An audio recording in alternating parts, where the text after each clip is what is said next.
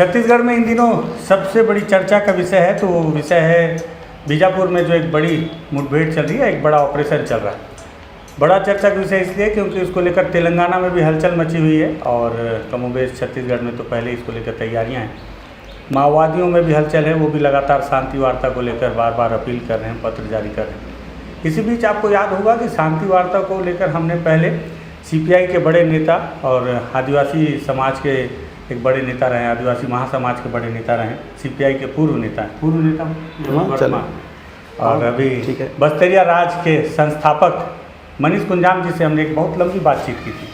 उस बातचीत के बाद फिर आपको याद होगा कि हमने एक बड़े माओवादी नेता का भी इंटरव्यू किया शांति वार्ता को लेकर।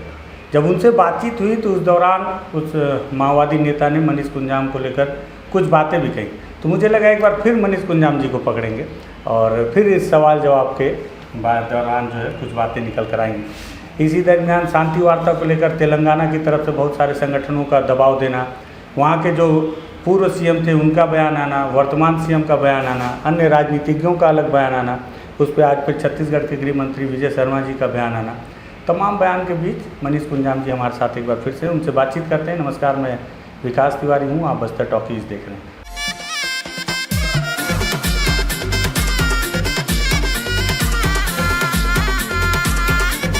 मनीष भाई, स्वागत है आपका बस्तर टॉकीज में। धन्यवाद रानू, और मैं आपके बस्तर टॉकीज के सभी दर्शकों को मैं जोहार और नमस्कार कहता हूँ जी। बोलिए। पिछली बार जब आपका इंटरव्यू किया तो उस समय शक्ति जो अपने भाई उसके ऑफिस में किए तो बड़ा एसी लगा था, बहुत अच्छा था।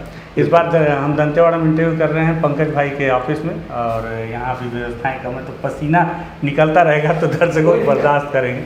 तो वैसे भी आपके सारे इंटरव्यू में देखते रहते हैं, कहीं जंगल में पसीना निकलता है, आप हमेशा तौलिया से पूछते रहते हैं, समझ में आता है कि मेहनत कितनी है। बिल्कुल।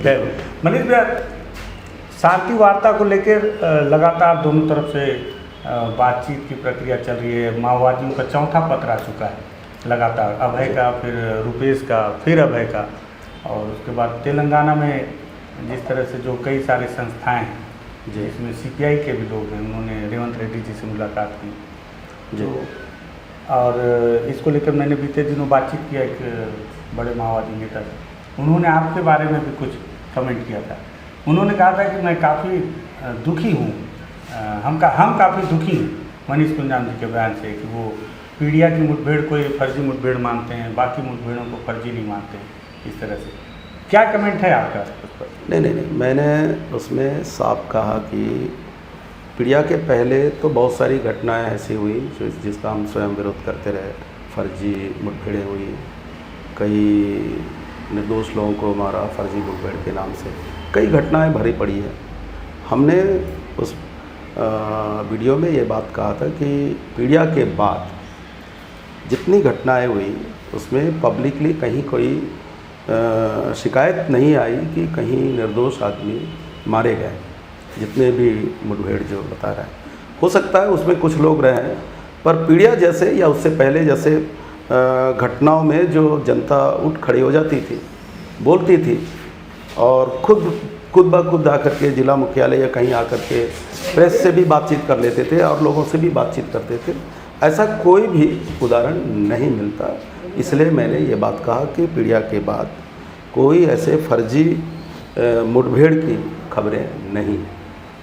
भैया, क्या लग रहा है कि शांति वार्ता को लेकर तेलंगाना में जिस तरह से लगातार बातें उठ रही थी, शांति वार्ता होनी चाहिए, माओवाद एक विचारधारा है, इसका हल बंदूक नहीं है, और इस दरमियान माओवादियों के पत्र, और आज विजय शर्मा जी का बयान आया, दो टूक में उन्होंने कह दिया कि हम क्यों उनसे बात करें, जिनसे बात करना है वो तो केवल पत्र जारी कर रहे हैं और घर बैठ जा रहे हैं, आप आइए तो हम आपसे बातचीत करने को तैयार हैं। क्या लग रहा है, शांति वार्ता हो पाएगी या इस तरह से? और साथ ही साथ कुछ लोग ऐसे भी हैं जो मैं देख रहा था, वो बोल रहे थे कि इस समय में जो भी लोग शांति वार्ता की बात कर रहे हैं वो माओवादी समर्थक हैं। नहीं, एक सभी को तो ऐसा नहीं कह सकते कि जितने लोग शांति वार्ता की बात कर रहे हैं वो सभी माओवाद के समर्थक हैं। ऐसा कहना मैं समझता हूँ कि वो एकदम सरलीकरण करना हो जाता है, और उसमें शांति वार्ता की बात तो हम भी कर रहे हैं, बहुत सारे राजनीतिक दल कर रहे हैं जो हमेशा माओवाद के खिलाफ बोलते रहे हैं, बहुत सारे ऐसे संगठन हैं जो शांति की बात कर रहे हैं, शांति वार्ता की बात कर रहे हैं।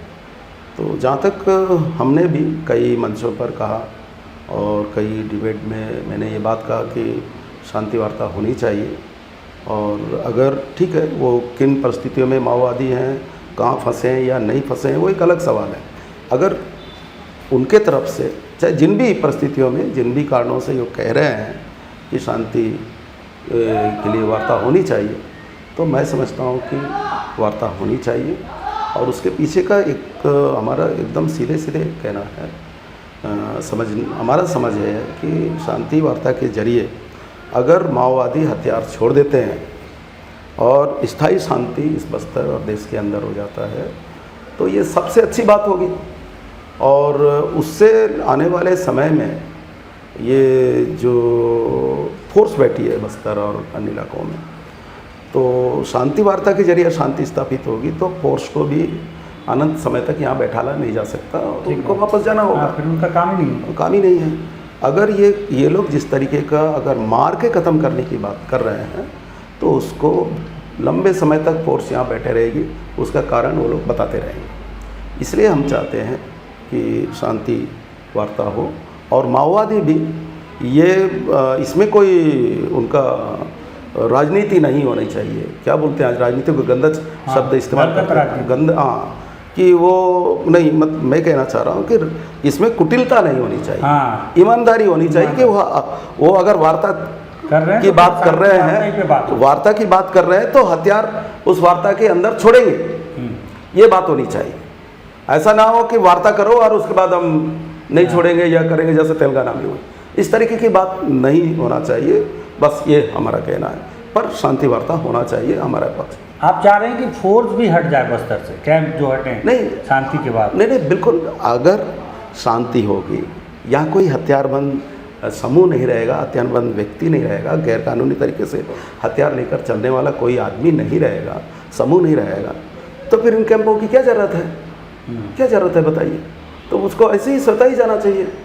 यही बात तो हमारा कहना है कि केवल वार्ता के जरिए हो सकता है, और ये होना मुठभेड़ से नहीं होगा। मुठभेड़ से करेंगे तो सरकार के पास भी ढेरों कारण बताएंगे कि नहीं वो यहाँ दिख रहे हैं, वहाँ दिख रहे हैं, ये हो सकता है, वो हो सकता है, इसलिए हमारा कैंप बना रहेगा। और कैंप को बनाए रखने के पीछे का कारण भी हम कह सकते हैं कि सरकार इन कैंपों के जरिए केवल माओवाद को ख़त्म करने का इनका मंशा नहीं है, साथ साथ में बस्तर के संसाधनों को भी हड़पने का भी मंशा है। इसलिए भी कैंप को बनाए रखने का इनका इरादा है हम लंबे समय तक। इसलिए तो हम कह रहे हैं कि शांति वार्ता होनी चाहिए, ये स्पष्ट बात है ये। और जहाँ तक एक बात सही कह रहे हैं कि ये बात बस्तर से बात उठनी चाहिए, और बस्तर के समाज को, यहाँ का जितना जो समाज है, चाहे कोई भी समाज, हमारा बस्तरिया समाज हो या और भी समाज हो, जितने समाज हैं सब तो कहीं ना कहीं पीड़ित तो हैं, और उन सबके सामने ये चर्चा होनी चाहिए, कहीं ना कहीं उनकी भागीदारी यहाँ होनी चाहिए। आप अभी भी लगातार प्रयास कर रहे हैं। अभी बीच में आप आदिवासी समाज में आए थे, शांति वार्ता ही मुद्दा था शायद। बिल्कुल। क्या रिस्पॉन्स आ रहा है आदिवासी? नहीं, वो इस पर बातचीत कर रहे हैं, और वो समाज के जरिए, समाज के तरीके से वो इस बात को आम सहमति बनाने की तैयारी कर रहे हैं। यहाँ जितना लोकल समाज है, ओबीसी समाज है, एससी समाज है, उनसे भी बातचीत करेंगे, और जो दूसरे दल हैं, बड़े दल हैं, उनसे भी जो दूसरे दलों में जो आदिवासी लीडर हैं, उनसे भी सहमति बना करके ही ये बयान जारी करेंगे, आगे का कदम उठाएंगे, ये बात है। भैया क्या लगता है, जैसे मैं देख रहा हूँ शांति वार्ता को लेके पहले सेंट्रल कमेटी के स्पोक पर्सन अभय का पत्र आया, फिर रुपेश का पत्र आया, लेकिन ये जो बस्तर के जो स्थानीय माओवादी हैं, इनकी क्या भूमिका है शांति वार्ता को लेकर? इनकी तरफ से कोई रुझान नहीं दिखा, जैसे हिड़मा, देवा, टेर्रा और भी कई, रामधर ऐसे वहीं रख दो, तो ऐसे भी कई नाम हैं।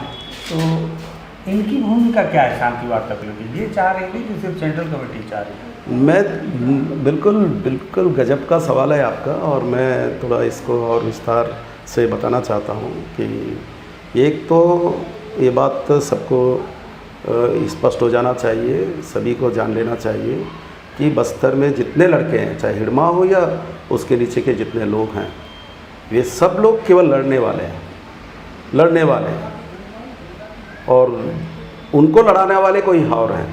मेंटल जो मानसिक रूप से जो उनको तैयार करने वाले कोई और है। ये तो केवल लड़ाकू हैं, इसलिए इनके तरफ से कोई बात नहीं आ रही है। सच्चाई यही है। और हिड़मा को इतना बड़ा बताने की कोशिश हो रहा है कि जैसा कि बस्तर के अंदर जितनी बड़ी घटनाएं हुई हैं उसमें तो यही है।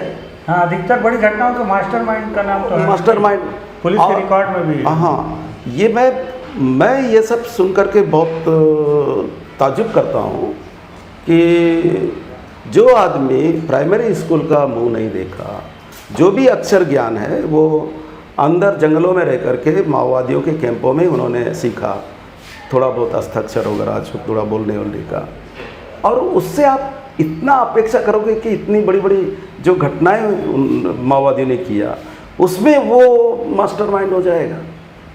और मास्टरमाइंड होने के लिए या कोई भी घटना को अंजाम देने के लिए उनको हर तरीके का ज्ञान की ज़रूरत है।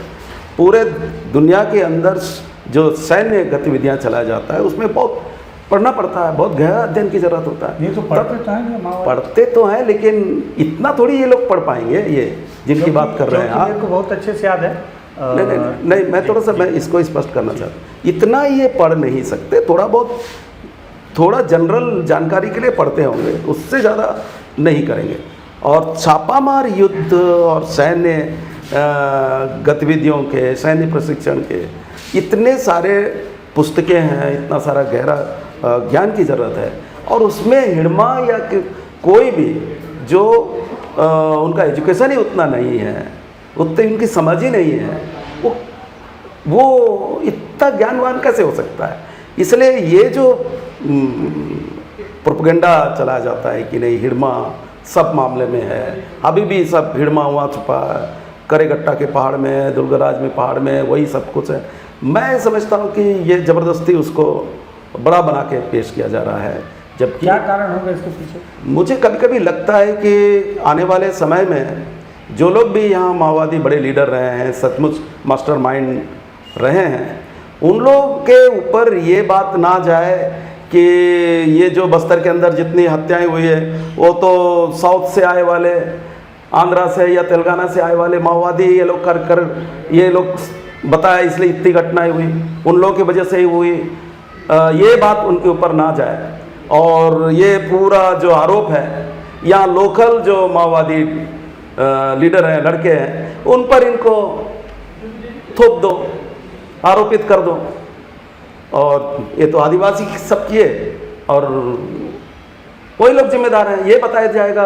इसलिए भी ये सब प्रोपेगेंडा चलाया जा रहा है। ये बहुत योजना के तहत किया जा रहा है कई वर्षों से। अच्छा, ये जी तो मतलब जितनी हत्याएं हुई हैं भाई हम नहीं कर रहे हैं, ये हाँ, ये हिड़मा कर रहा है या उनके साथ के लोग कर रहे हैं या लोकल लड़के कर रहे हैं, ये इस तरीके का प्रसार। मैं जानता हूँ, हिड़मा को जानता हूँ। हिड़मा जब कलेक्टर को अपहरण करके लेके गए थे तो उनको जब लेने गया हुआ था मैं तो उनसे ही मैंने चर्चा किया, वही लोग छोड़े, तो मैं उनकी स्थिति जानता हूँ। और भी उनके जो रिश्तेदार हैं जो मैं उन्हें जानता हूँ, उसके ज़रिए भी बता सकता हूँ, उन लोगों के सबके ज़रिए से, कि वो इतना एडवांस नहीं हो सकता। आप मिले हैं भैया हिड़मा से? बिल्कुल मिला। तो मतलब आपको बातचीत से क्या लगा?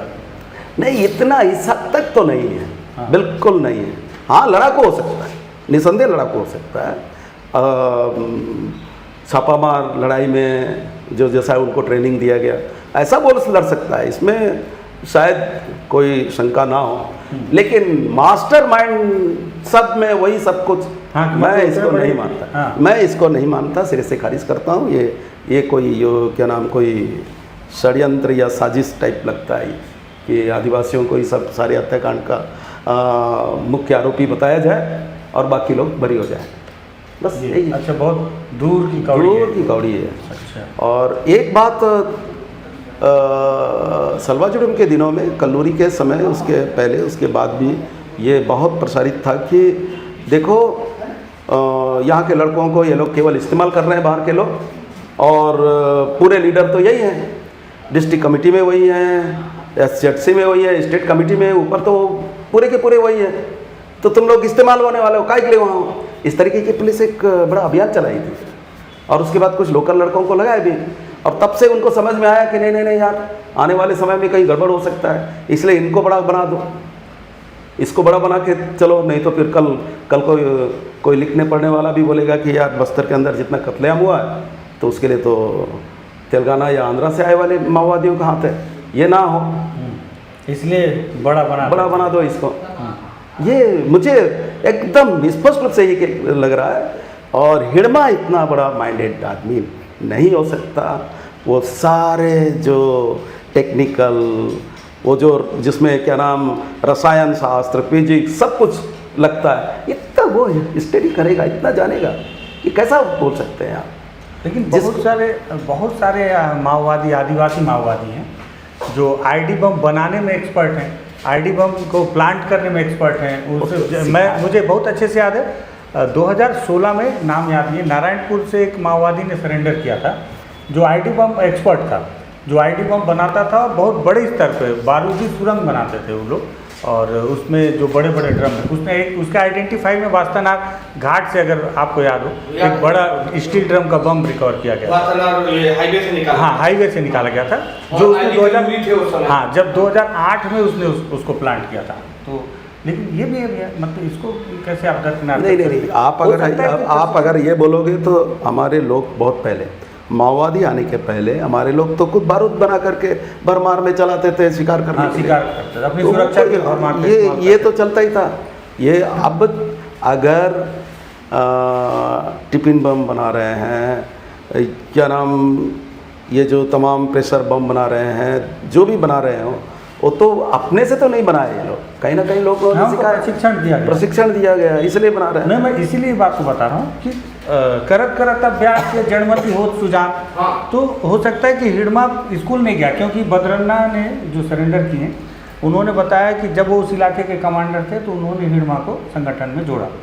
इस बात को मैंने कंफर्म किया जब मैं पुअर्ती गया था, तो उनके गाँव के लोगों ने भी बताया कि बदरन्ना लेके गए हिड़मा को। नहीं, वो ठीक है, और उन्होंने बताया कि वो स्कूल कभी नहीं गए। नहीं गया, मैं ये जानता हूँ। और देखिए, माओवाद को पढ़ने के लिए बहुत गहरा ज्ञान की पढ़ाई की, उच्च अध्ययन की ज़रूरत है, और इतना कोई जंगल में पढ़ करके पढ़ेगा और उसको इतनी सारी माओवाद, मार्क्सवाद, इतना ज्ञान नहीं हो पाएगा। और उसके अलावा आपको सैन्य किताबें पढ़नी पड़ेगी, छापामार युद्ध की कला की किताबें पढ़नी पड़ेगी, उसको धरातल पे उतारना पड़ेगा, ये सब तो नहीं हो पाएगा। मैं ये इसको हम डायरेक्टली नहीं बोल सकते, पर मुझे कई बड़े जो आंध्रा के माओवादियों के हवाले से कई बातें खबर मिली कई लोगों के जरिए कि ये जो माओवाद अभी जो जिंदा है, जो भी हो रहा है, वो तो आंध्रा के माओवादियों के कारण से जिंदा है। पूरे सेंट्रल कमेटी में वही भरे पड़े थे, SZC में वही भरे पड़े थे। उन दिनों की जुल्म के समय ये खबरें थी कि ये तो उनके दिमाग का उपज है, वो लोग, बाकी कोई देश के अंदर कोई अन्य प्रांत के लोग ऐसा कर सकते हैं क्या? वो तो अन्य प्रांतों को चैलेंज कर रहे थे। तो ये हमारे आदिवासी लोग फिर उसमें कहाँ फिट होते हैं? तो मैं आप कैमरे में मैं बहुत सारी बातें कह सकता था, मैं शायद नहीं कह पा रहा हूँ, मैं सच्चाई यही है। अच्छा भैया, अब ये जो शांति वार्ता को लेके बातचीत चल रही है, आज विजय शर्मा जी ने भी इस बात को कह दिया कि अब क्यों बोल रहे हो आप, जब पहले लोग मारे जाते। क्या आपको भी ऐसा लग रहा है कि कल भी कोई बोल रहा था कि 2024 में 217 माओवादी मारे गए, 2025 में जब मारे गए, जब तक आदिवासी माओवादी मारे जा रहे थे तब तक तेलंगाना से आवाज़ नहीं उठ रही थी। आज जब करेगुट्टा की पहाड़ी में अगर जो पुलिसिया, हालांकि पुलिस ने दावा नहीं किया है, बताया जा रहा है कि बड़े स्तर के, शीर्ष स्तर के माओवादी फंस गए, तब तेलंगाना से आवाज़ उठ रही कि शांति वार्ता होनी चाहिए। नहीं, ये टाइमिंग में जो कुछ हो रहा है, ये टाइमिंग तो बहुत बड़ा सवाल खड़ा करता है ना जी। ये टाइमिंग, इस टाइमिंग में जो बातें हो रही है, जिस तरीके की चर्चा हो रही है, तो उसमें सवाल तो बनता है, मुझे भी लगता है कि सवाल बनता है। इसको एकदम विजय शर्मा चूँकि बीजेपी का मंत्री है, उस साइड का है, और ये गलत बोल रहा है ऐसा नहीं बोल सकते, क्योंकि जब करेगट्टा की पहाड़ियों पर जब फोर्स पहुंची, उसी समय अचानक हैदराबाद में वो सिविल सोसाइटी ह्यूमन राइट्स के लोग एक्टिव हो जाते हैं, बाकी जगह एक्टिव हो जाते हैं, फिर तमाम चीज़ें हो जाती हैं। तो लोग सवाल तो करेंगे, ऐसा एक टाइमिंग में जो हो रहा है उसके लिए बातें तो है। किसी के मन में भी, साधारण आदमी के मन में भी ये सवाल पैदा हो सकता है मन में। ये हमारे मन में भी ऐसा लगता है, और हमारे मन में इसलिए भी लगता है कि हम तो शांति की बात तो पिछले 15-20 सालों से कंटिन्यू करते ही रहे हैं। हम पदयात्रा किए, सभाएं किए, तमाम चीज़ें करते रहे। तब तो माओवादियों ने भी कभी हमारा मोल कोई भाव दिया ही नहीं, बल्कि खारिज करते रहे। बोले ये तो जनयुद्ध चल रहा है, मनीष कुंजाब कह रहा है कि शांति की बात। तब तो उन लोगों ने हमारी बात को तो जरा सा तवज्जो नहीं दिया, खारिज ही किया। और उस समय अगर ये सब बात किए होते, आज जो लोग जो मांगते वो तो केंद्र या राज्य सरकार उन दिनों जो भी सरकारें गई वो तो दे देते, शर्त दे देते कि हम हथियार छोड़ने के लिए तैयार हैं, आप बस्तर को और इन आदिवासी इलाकों के लिए ये करिए, जो संवैधानिक प्रावधान के भीतर आप ये करिए, तो कर देते। अब चूँकि वो लोग सरकार हावी है और वो लोग बहुत पीछे हो गए हैं, जिसको बैकफुट क्या शब्द इस्तेमाल करते हैं आप लोग, तो ऐसी स्थिति में फिर सरकार बोलती है तो हम लोग लिखते हैं। हाँ, वही। अब जो भी है, अब चूँकि माओवादी काफ़ी कमज़ोर हो चुके हैं, तो उनकी बात अब सरकार तो सुनने के लिए भी तैयार नहीं है। युद्ध की रणनीति है क्या? जब जो कमज़ोर हो जाता है वो शांति वार्ता की बात करता है, और जो मजबूत रहता है वो तो हम नहीं करेंगे। जब माओवादी मजबूत थे तब वो नहीं सुनते थे शांति वार्ता, आज माओवादी कमज़ोर है, सरकार नहीं सुनती। देखिए, मैं फिर वो बात कह रहा हूँ कि 2013 में मैंने एक इंटरव्यू दिया था। उसी समय मैंने कहा कि माओवादी आज जिस रूप में है वही रूप में आप आने वाले समय में भी रहेंगे, ये कह नहीं सकते। वो कभी ना कभी कमज़ोर होंगे। इसलिए ये एक वक्त है कि वो माओवादी आज हथियार छोड़ने के लिए सरकार से बातचीत करे, और बस्तर और यहाँ के आदिवासियों के जल जंगल ज़मीन और दूसरे हक के लिए वो बात करें, और उसको सरकारें मान लेगी। ये बात तो तब भी हमने कहा था। तो हाँ, इसलिए ये एक वक्त की बात है।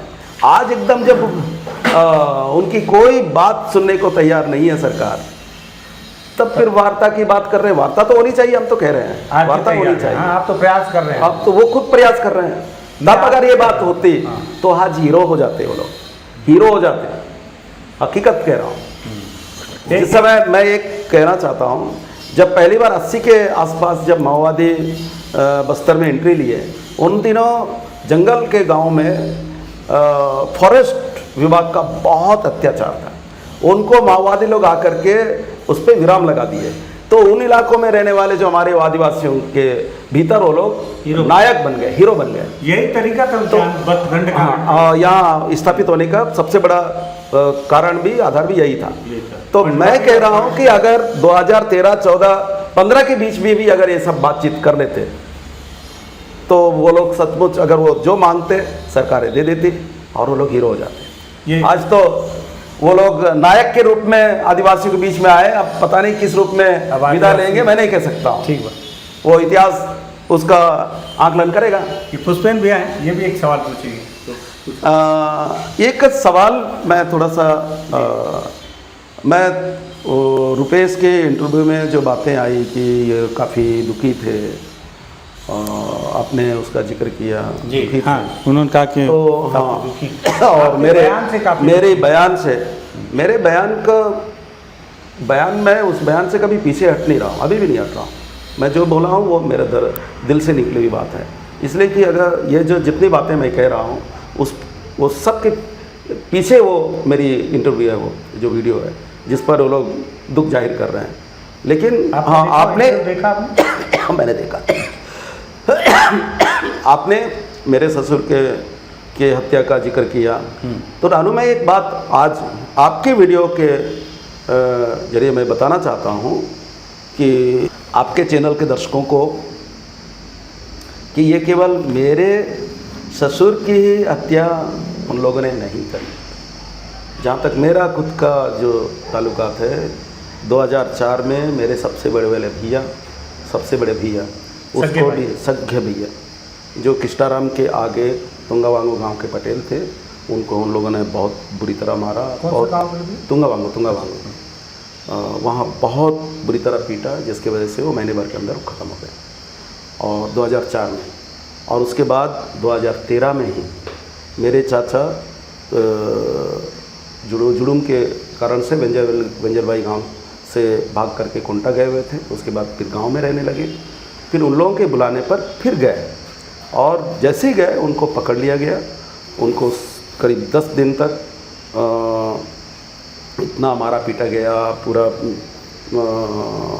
आँखों में पट्टी बांधा गया, पूरे इलाके में घुमाया गया पीट करके, और इतना मारा पीटा गया कि इतना कमज़ोर हो गए थे कि कुछ दिनों के अंदर वो ख़त्म हो गए, कुछ दिनों के अंदर ख़त्म हो गए। तो ये भी है, एक ससुर की हत्या तो अभी की बात है। हाँ, तो मैंने अपने परिवार के अपने लोगों को मैंने बहुतों को खोया। मैं ये जो 3 लोग मेरे सबसे बड़े वाले भैया, सगे भैया, मेरे चाचा और ससुर, इन सबको मैंने खोया, यही नहीं। और ये जो लड़ रहे हैं लड़के, जो माओवादियों के साथ जो लड़ रहे हैं, 99% सारे हमारे जात के लड़के, मेरे जात के लड़के, वो जात के मतलब कोया जाति के लड़के, 99% लड़के कोया के ज़्यादा हैं, कोया के पूरे 99% लड़के उनके साथ वही है। मर रहे हैं तो अपने लड़के, चाहे उधर DRG में हो या बस्तर फाइटर में हो, वो भी हमारे लड़के हैं। इधर से मर रहे हैं, उधर से मर रहे हैं, अपने लड़के तो मर रहे हैं। तो इसका दुख तो हमें रहेगा। वही दुख वो वीडियो में दिखा कि आप जब हम कह रहे थे तब तो आपने शांति की बात किया नहीं। जब पूरा बस्तर को एक तरह से छावनी बना दिया, आप प्रत्यक्ष अप्रत्यक्ष रूप से बड़ी कंपनियों के हवाले कर दिया, तब आप शांति की बात कर रहे हैं। ये बात तो है, इसको आज नहीं तो कल सब लोग बोलेंगे। तो बात यही है। तो भी मैं बार बार ये बात कह रहा हूँ, और सबके बाद भी मैं सोचा कि भैया ख़त्म हो गए, चाचा ख़त्म हो गए, और लोग तमाम रिश्तेदार और लोग भी ख़त्म हो गए। वो सब के बाद भी हमें लगता था कि जिस दिन माओवाद तो एक ना एक दिन ख़त्म होगा या शांति होगी, लेकिन जब भी शांति होगी बस्तर को बहुत कुछ मिलेगा कम से कम। इस उम्मीद से हम अभी भी चल रहे थे, लड़ ही रहे थे। हम जो भी लड़ रहे थे, हम माओवादियों के पक्ष में कभी नहीं लड़े, हम तो सच्चाई के लिए लड़े, बस्तर के आदिवासियों के हित में लड़े, यहाँ के जल जंगल ज़मीन के लिए लड़े। हम माओवादियों के पक्ष में कभी नहीं लड़े, ये बिल्कुल कहना गलत है। अभी माओवाद समाप्त होगा तो बस्तर को बहुत कुछ मिलेगा कि नहीं, जो आप बोल रहे हैं? मुझे तो नहीं लगता। अब यहाँ का जो समाज है, यहाँ के बस्तर के जो लोग हैं, अब उन लोग कितना संगठित होकर के मांगेंगे उस पर निर्भर करेगा, नहीं तो वो सरकार तो कुछ नहीं देने वाली। ये पुष्पेंद्र जो है, ये भी एक सवाल कुछ पूछना चाह रहे हैं। पुष्पेंद्र जी, हमारे अभी आपने बोला कि जो है ना कि नायक के रूप में आए, और किस रूप में जाएंगे ये नहीं मालूम, किस रूप में जाएंगे ये आपको नहीं मालूम है, लेकिन कहीं ना कहीं कोई चित्र तो है आपके दिमाग में किस रूप में जाने वाले हैं। आपने बोला कि 2004 में मेरे बड़े भाई को मार दिया है ना, बहुत सारे रिश्तेदार मारे गए। आज आप मुखर होकर ये बात बोल रहे हैं, क्या 2004 में आप तो जो है ना भीड़ के नेता रहे हैं, बहुत बड़ी भीड़ आपके साथ चलती रही है, और वो भी जो है ना ऐसी भीड़ जो पैदल चलने वाली, चावल और अपना राशन लकड़ी लेके चलने वाली, पीछे कोई भीड़ ऐसी नहीं थी कि जो ट्रक में जा रही है या जो है ना उसमें जा रही है कि पलट रहा है ट्रक या जो है ना नुकसान पहुंच रहा है। मतलब SOP का पालन करने वाली भीड़ आपके साथ में थी। तो आपने उस समय जब आप जान रहे कि माओवाद कुछ देने वाला नहीं है, तो उस समय भी विरोध होना चाहिए था, इतनी बड़ी भीड़ थी आपके साथ में। नहीं, वो एक वक्त ऐसा था नहीं कि माओवाद का, वो वक्त था सरकार के खिलाफ लड़ने का। सरकार उन दिनों एक तरह से जनता के खिलाफ युद्ध शुरू कर दी सलवा जुड़ूम के, और उसी दरमियान अब देखिए, मैं आपको और एक बात, जब ये बात निकली तो मैं बता रहा हूँ, वो एक तरह से जनता के खिलाफ की लड़ाई थी, वो सरकार की तरफ सलवा जुड़ूम। तब हमें सरकार के खिलाफ लड़ना था, हमने लड़ा। और उसी दरमियान देखिए, सलवा जुड़ूम शुरू किया जाता है, तभी टाटा आता है, तभी SR आता है, और उसी बात में जिंदल भी आता है 13 नंबर पे। ये क्या है, संयोग है कि क्या है, प्रयोग है, क्या है? कुछ तो है। और अब जब पूरे तरफ कैंप स्थापित हो गया, तब बलडला के पहाड़े दे दिया जा रहा है।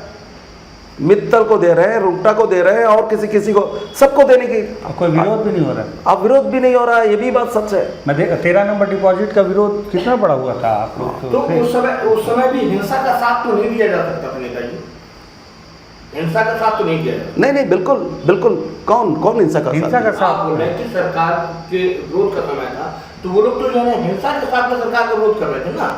नहीं, हम तो उनका देखिए। और एक बात, मैंने उन दिनों भी तारबेटला जो घटना हुई, एर्राबोर में जो कैंप को जलाया गया, और ये जो ब्लैकआउट हुआ, जिरम घटनाएं हुई, तमाम घटनाओं का मैंने निंदा की, मैंने उसकी भर्त्सना की, इसमें कोई गुरेज नहीं है। मैं आज कह रहा हूँ, उन दिनों के सारे मीडिया में आपको ये मिल जाएगा। विरोध मतलब जब घटनाएं हुई तो उसके साथ में विरोध में ही विरोध भी हमने किया। हालांकि माओवादियों ने बड़ी घटनाएं की, हत्याएं की, उसका मैंने विरोध किया। ब्लैकआउट हुआ था, ये जो बारसूर के अंदर जो टावर उड़ाया गया था, उस समय भी मैंने कड़े शब्दों में उसकी निंदा की। तो ये नहीं कह सकते कि हम हिंसा का विरोध नहीं की। कभी उसके साथ रहे ही नहीं, कभी, हमेशा। ठीक है, तो भैया आप भी जैसे आप बोल रहे हैं कि मैं पूछा कि अगर नक्सलवाद खत्म हो जाएगा तो बस्तर को मिलेगा क्या? अब आप बोल रहे हैं ये तो कोई संगठित होके, लेकिन जिस तरह से आप बोल रहे हैं कि 13 नंबर डिपॉजिट जो आदिवासियों का पूजनीय स्थल है माना जाता है, वो पहाड़ क्या है, वो पहाड़ का पिटर। हाँ, तो वो पहाड़ भी अलॉट कर दिया गया है। उसके बाद में अभी मैं एक दिन अखबार पढ़ रहा था कि 4 बड़ी और खदानें दी गई हैं। इन खदानों से NMDC से आदिवासियों का जीवन कितना बदला, आने वाली 4 खदानों से जीवन कितना बदल जाएगा? NMDC से नहीं बदला तो उससे तो बर्बाद हो जाएगा। जो और 4-5 खदानें, कितनी खदानें, वो तो बर्बाद ही होगा, सुधरने वाला तो नहीं है, ठीक होने वाला तो नहीं है। NMDC जो सार्वजनिक उपक्रम है जिसमें आरक्षण की व्यवस्था है, मैं आपको क्या क्या बताऊं रानू। देखो, ठेका लेबर NMDC के अंदर जी जितने नियमित लेबर हैं उनके भर्तियों में तो आरक्षण का नियम का पालन किया जाता है, जो भी है, लेकिन ठेका लेबर में तो आरक्षण नहीं है। और दोनों प्रोजेक्ट में जितने ठेका लेबर हैं वो करीब 4000 के आसपास या ज़्यादा। उसमें अपने दंतेवाड़ा या बस्तर के लोग कितने हैं आपने कभी अंदाज लगाया? नहीं। 4000 से ज़्यादा लेबर में हाँ। अलग अलग ब्रांड का हमने बार बार वो कर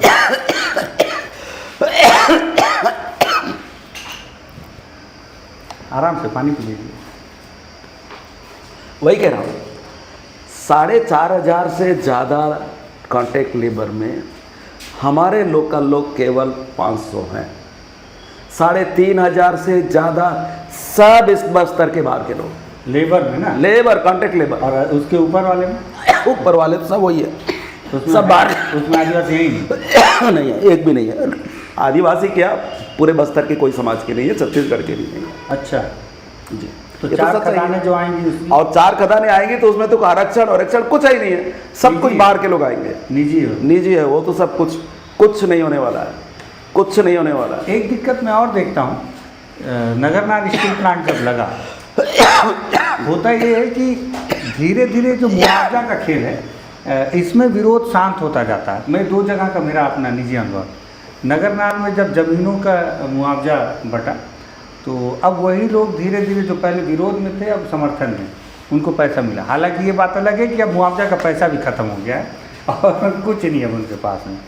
यही चीज़ मैं कमोबेश जब मैं पहली बार वहाँ हसदेव गया था, तो जिन लोगों की मैंने बाइटें की पहली बार जब कांग्रेस सरकार थी, जो विरोध में थे, जब बीजेपी सरकार आई और मैं दोबारा हसदेव के जंगल कट रहे थे और गया, तो उसी में से कुछ लोग अडानी के कंपनी के साथ थे, अडानी का टी-शर्ट पहने हुए, और उन्होंने मेरी गाड़ी रोक ली थी कि क्यों कर रहे हो वहाँ पे, वीडियो शूट क्यों कर रहे हो। तो मैं बोला गजब, मतलब ये 2 साल पहले ये लोग विरोध में थे, 2 साल बाद इनको मुआवजा मिल गया है, तो ये टी-शर्ट कंपनी का पहन के ये मेरे विरोध में आ गए। ये रिपोर्ट कर रहे हैं, ये कंपनियां केवल कंपनियां नहीं हैं, इनके सपोर्ट में पूरी सरकारें हैं।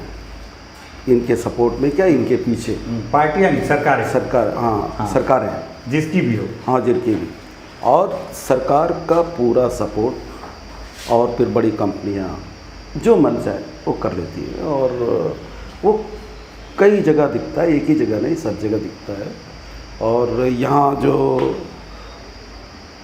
लीज मिला है वो तो एनएमडीसी को जितना एरिया मिला हुआ था उससे कई ज़्यादा एरिया इनको मिला है अभी, है ना। अभी मैं आज ही कहीं देख रहा था, जितने अभी तक जो एनएमडीसी 4 या 5 महीने में अभी तक काम कर चुकी है या कर रही है, उससे कई ज़्यादा एरिया में इनको लीज मिला हुआ है। और हमारा नॉलेज ये है कि हमेशा प्राइवेट कंपनियां अगर 30 एकड़ में आपको लीज मिलता है तो 50 एकड़ को खोद डालेंगे।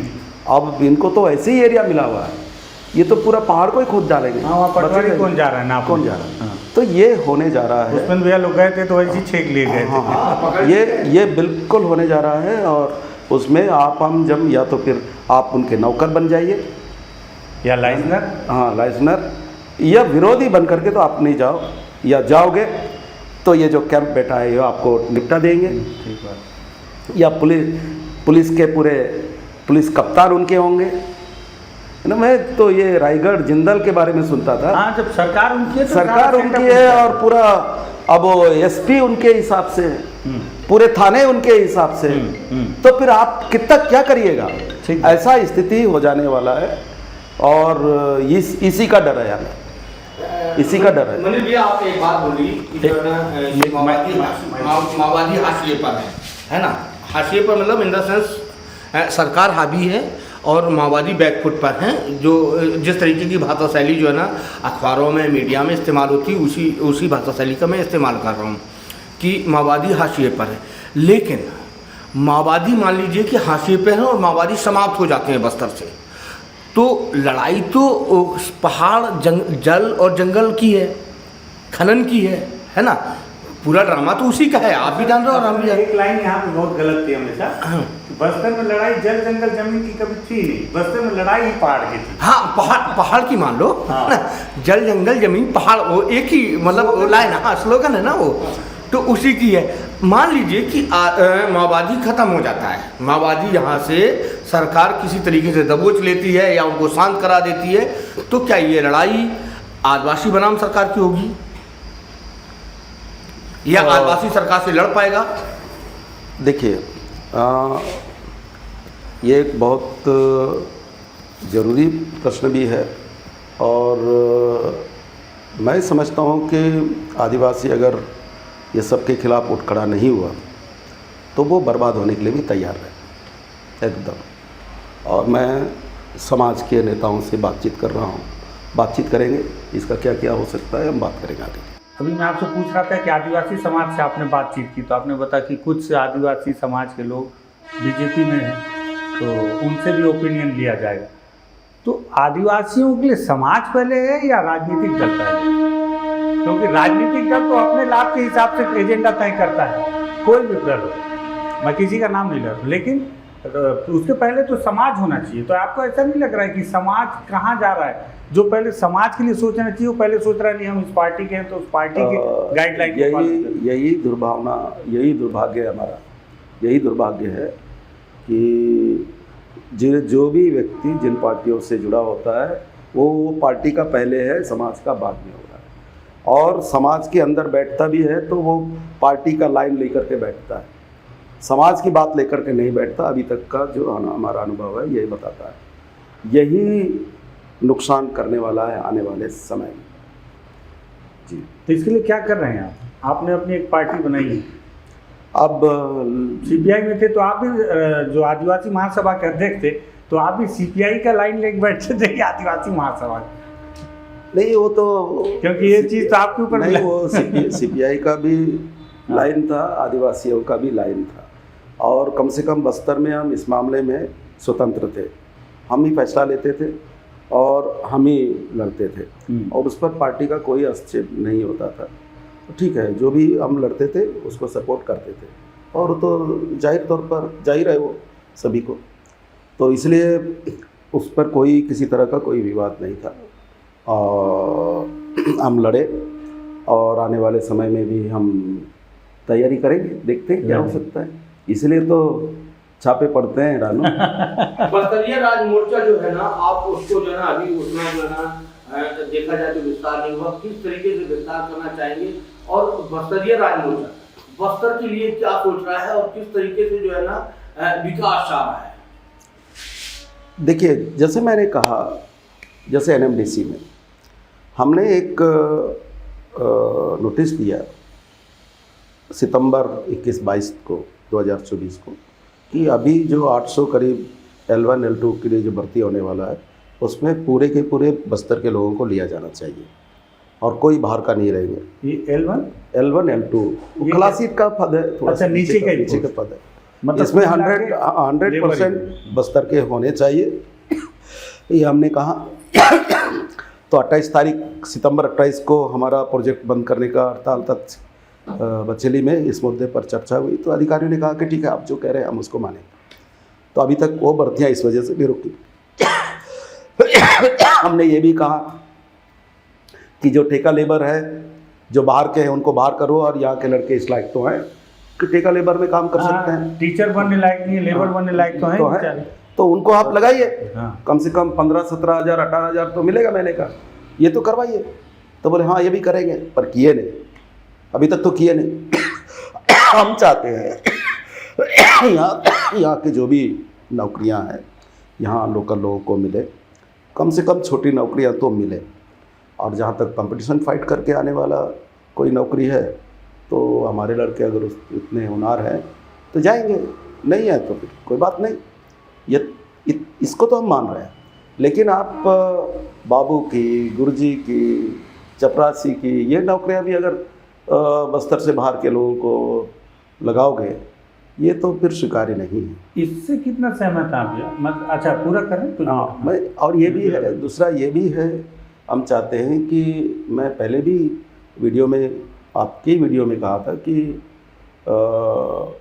पटनम, कोंटा से लेकर चारामा तक आप देखोगे सड़कों पर, तो एक भी आपको लोकल आदमी दुकान में बिजनेस करते हुए, धंधा करते हुए नहीं मिलेगा। और पूरे बस्तर भर में इतनी बड़ी संख्या होने के बावजूद भी आपको एक ठेकेदार बड़ा आदमी नहीं मिलेगा, ठेकेदार आपको नहीं मिलेगा। और मैं कई दफ़े कह चुका हूँ कि और बड़ा ठेका या छोटे ठेकेदार बनने के लिए भी वो चमचागिरी की ज़रूरत होता है।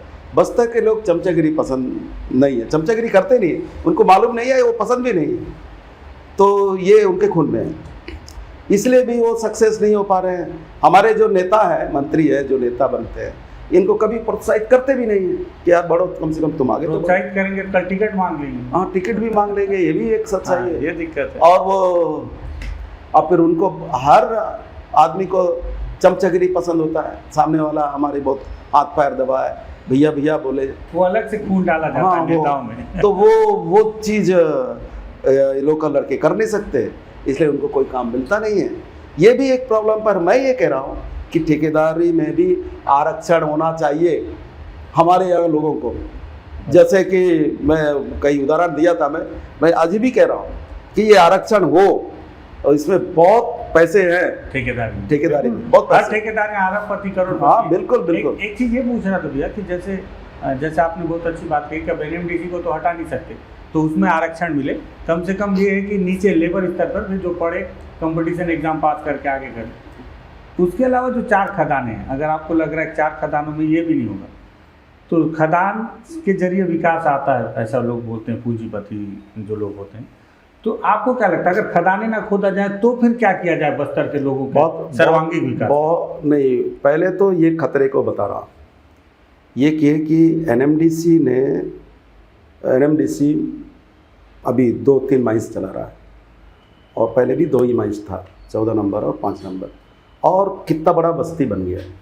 बाहर की आबादी आके वहाँ बैठ गई, और ट्राइबल तो ट्राइबल ले गए। अब तो वो बैलेडला बस्ती को जो लोग आके बैठे हैं, वही लोग कह रहे हैं कि अब तो बैलेडला हमारा है। दो अगल बगल रहने वाले हमारे जो आदिवासी है, वो तो बेचारे देख ही रहे हैं, उनको बोल रहे हैं तो तुम तो उधर, हम ही मालिक हैं, ये कह रहे हैं। ये स्थितियाँ हो गई।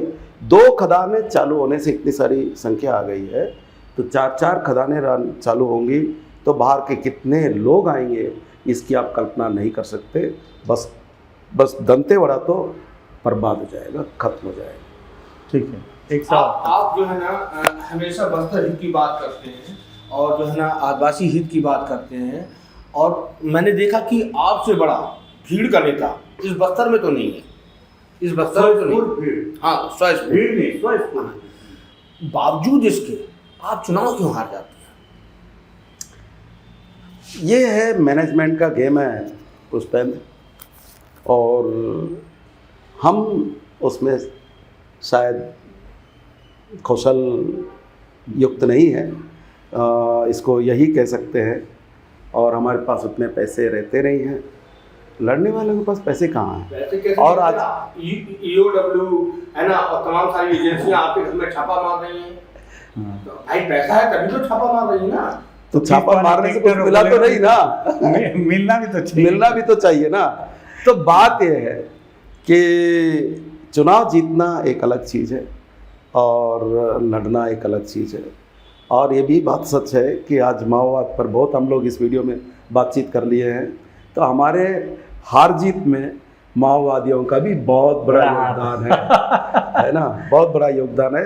मैं आपको ये बात कह देना चाहता हूँ। एक आखिरी सवाल था, जो बात हमने बीच में कही कि अभय ने अपील किया, रुपेश ने अपील किया, आदिवासी माओवादी लीडरों ने नहीं किया, तो क्या आप उनसे अपील करेंगे कि वो शांति वार्ता के लिए आगे आए? आदिवासी जैसे हिड़मा, देवा, हिड़रा, नहीं, वैसे भी उनको आना चाहिए। मैं पिछले 2024 मई के महीने में यही हमारे लोकल लड़के लोग से तो मिलने गए थे, जिनका नाम ले रहे हैं आप जी। तो उन लोगों ने तो कहा था कि हम एक भी रहेंगे तो लड़ेंगे। अब उनका मनसा क्या, अकेले भी रहेंगे तो किसने कहा था? ये एर्रा ने कहा था। अच्छा, हाँ, तो मैं कह रहा हूँ कि आज अगर परिस्थितियाँ बदली है तो उनको सामने आके उनको भी बात कहनी चाहिए। लेटर से ना लिखे तो कम से कम सगे संबंधियों के जरिए खबर तो कर दो कि हम लोग बातचीत करना चाहते हैं। तो कम से कम वो याद करके, हम मई महीने में गए थे चिलचिलाती धूप में उनसे मिलने के लिए, तो हम इतनी तकलीफ होकर के अंदर गए, उनसे चर्चा किए कि यार हथियार छोड़ो, इस लड़ाई से कोई मतलब नहीं है, कोई फ़ायदा भी नहीं हुआ है। तो कम से कम वो बात याद करके, मेरे तक तो अभी तक कोई खबर नहीं आई कि नहीं उस समय हम लोग गलत बोले थे और अब कम से कम हम वार्ता के लिए तैयार है। चिट्ठी ना सही, एक आध आदमी को बेच करके बता देते, ऐसा भी तो नहीं आया। इसका मतलब ये है कि पूरा कमांड कोई और कर रहा है। ठीक है। तो ये मनीष कुंजाम जी हैं और आदिवासियों के एक बड़े लीडर हैं, मास भीड़ के चेहरा हैं। मैंने जो कहा ना कि स्वस्फूर्त भीड़ इनकी सभाओं में आती है। शांति वार्ता को लेकर हमने पहले भी बातचीत की, फिर माओवादियों की प्रतिक्रिया आई, फिर उस पर एक हिड़मा पर एक चौंकाने वाला बयान मनीष जी का था, तो हमें लगा इस पर एक बातचीत होनी चाहिए। अगर आपको बातचीत महत्वपूर्ण लगी हो तो शेयर कीजिएगा, बस्तर टॉकीज को सब्सक्राइब कीजिएगा। धन्यवाद।